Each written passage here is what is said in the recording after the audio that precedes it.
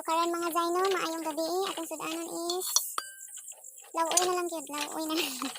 Lawoy ra jud ang sudanon karon kay gitapula na og lakaw ang kauban mga Zay ay. Pero ang tinuod ba mga Zay nahurot namang pamusahan ani ay. Hurot na gyud.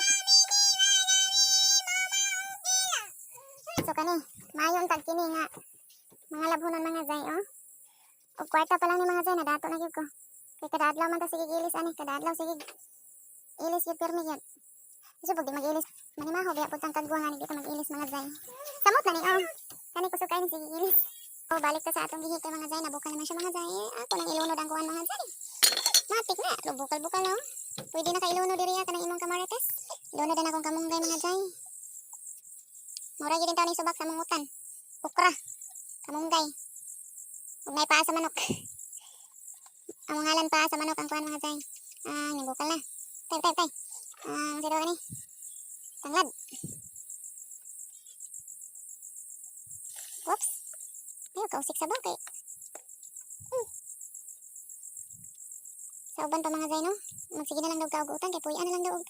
Bitin ang tiyan. Ikaw ulit ka. Pero mas maayo na lang dito kaugutan mga Zay in zone kay. Sustansya, masanin sa atin. Lawas.